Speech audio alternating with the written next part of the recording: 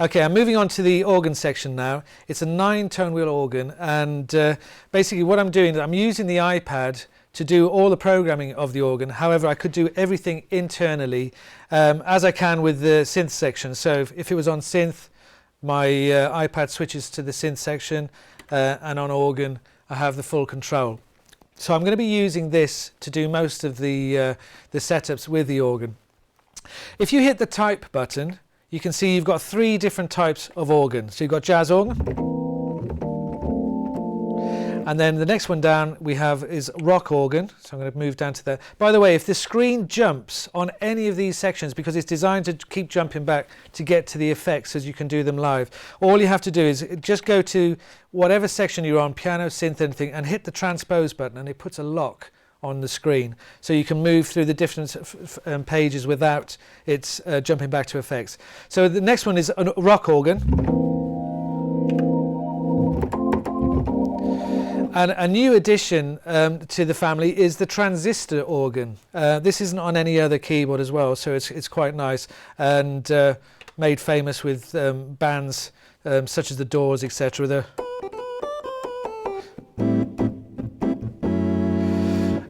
The VR-09 also features what's called a quick-firing keyboard, and basically what this is, it's where the actual note starts. Now, for example, if I just touch the key, you'll hear that it's triggering it, and I've only gone down about 1 millimeter, and as you can hear, it's re-triggering it quite a lot, and that's what the quick-fire function is. Now, if I was to have a piano sound, for instance, and I hold the key down, I've got lots of control, and it doesn't actually even trigger until about halfway down the key.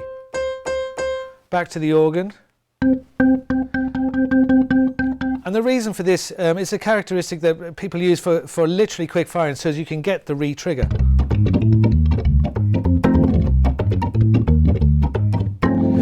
It's a nice feature to have, the quick firing, and it only works on the organ sounds as it should do.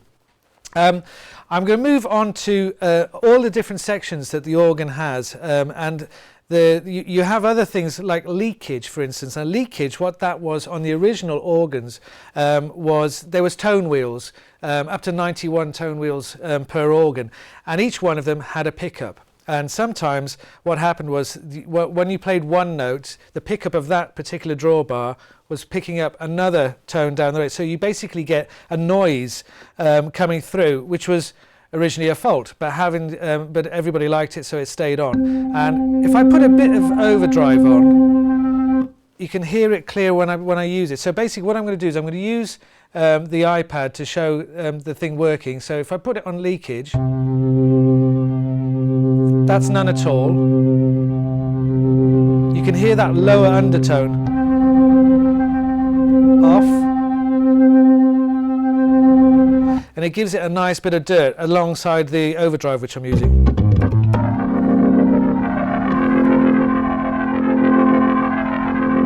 Just gives it even that more dirt. I'm moving on from the leakage. We're going to move on to the click function, and again you can do this from the keyboard, you don't have to do it from the iPad, but it's nice to use it from there. Click is another characteristic of the original Hammonds, where an accident of the sound was to cause a click at the beginning of the tone, and sometimes with the quick firing action when you take your finger off the key. So you can basically add the amount of click you want. That's none at all, and then just whack it on. So I've got an on click, and I've also got an off click, so that I can control the level.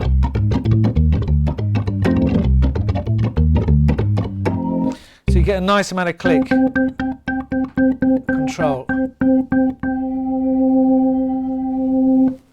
Also, as far as this section is concerned, I can control EQ, so I can control the lower end of the tones and the higher end. So I've got a low EQ and a high EQ that I can control. And then I come to the center section here, which is the choruses and vibratos. And there's 3 vibratos and 3 choruses you can choose from as well. And you can actually decide whether you want lower to have chorus or the upper sound. When I say that, I mean if you were to split the keyboard, so I could hold the split down and have one set of organ sound at one end, a different organ at the other end. So if I just pick on to the sounds, that's chorus 2, chorus 3, then you've got vibratos. You can switch them on and off for each part. Vibrato 3 is quite heavy, and then chorus 1. Now, if you use the chorus, it's quite nice sometimes to actually use it with the rotary. You've got 2 rotary effects on board, and they're fully controllable as well. So on this section here where it says tweeter and woofer, this is basically controlling my rotary. And what a rotary is originally you used to have the speaker cabinet for the organs had a woofer, one big bass bin, and then also a tweeter, which was a horn, and mechanical horn electrically, which was basically just spin around, and you could slow it, speed it up, and this is basically what the tweeter is. It's the speed of the rotary. If I put it on a bit for a dirtier sound, you can hear it start to speed up and slow down. And if you can hear, the undertone is going at a different speed to the higher tone. And basically what that is, I have 2 settings. So I have my slow, and I can adjust the level of the slow. So we can do the tweeter, which is the horn on the top, do the speed of that. But normally we have, when it's just quite slow on the setting there, and then the lower one, which is the undertone. And then if I switch the rotary on, I can have another speed then for that.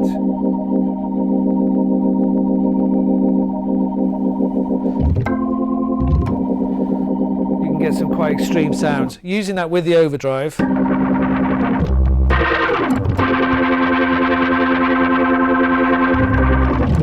The D-beam is quite handy for this because sometimes you don't want to be going back and forth and hitting that button exactly to switch it on. So you can just use the controller and come on to rotary, which is actually on now, and then you can actually control the switching on of it just by waving your hand over the top.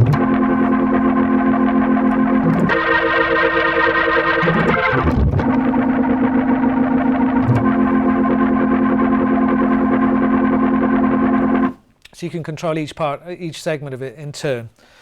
Okay, percussion. On the top left-hand side of the screen here, we have percussion. And what percussion is, it's where either the second harmonic or the third harmonic of that chord gets triggered. It's not a sustained sound, it only happens on the actual attack of a sound. So if I just come back to a raw tone again, which is just, we'll just use a jazz organ, and I'm going to turn off the warble.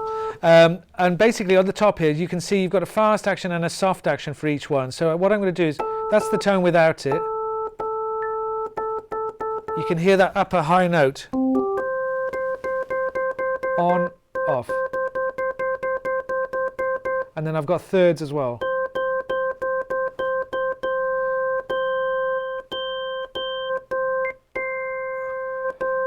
And for specific sounds it's quite nice to have that.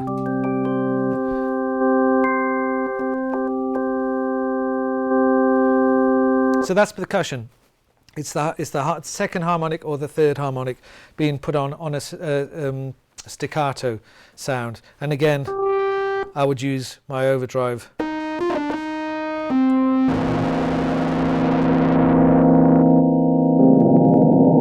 Don't forget, all the effects I've been showing earlier on the piano section and the synth section, I can just as easily use them on the organ.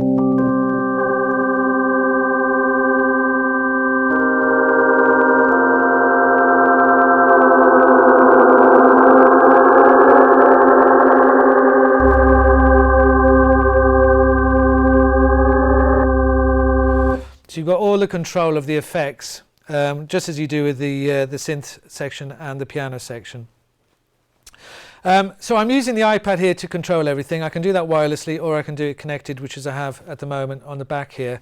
But there's also the ability to add a second keyboard to the VR-09. Before I do that, I'm just going to explain how the split works on the organ, because it's similar to the way that we'd work if we were attaching another keyboard.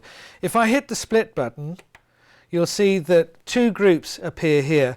As we have on the iPad, we have a lower group and an upper group of sounds. So, and if you want to do a split, it's quite simple. Just hold the split key down and just hit whichever key you want the split point to happen at. So if I just click on there. I've now split the keyboard. What we're going to do is, just to show you, I'll just do some, this will be my setting for my upper, and then at the bottom we've got another one. So I've got,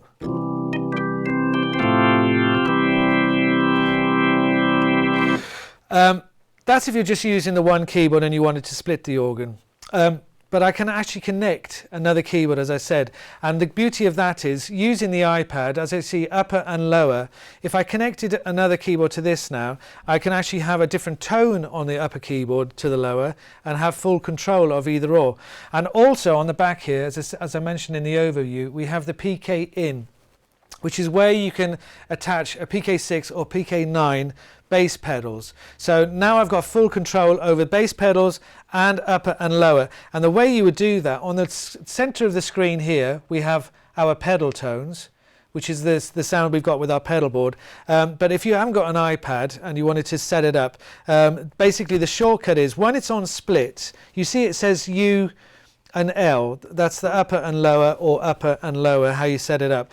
If you hold down the lower and upper together, you'll see that you get the U and then P, so it's upper, and then whatever I do at the bottom sound now will become the tone that I want for the lower, the bass pedals basically.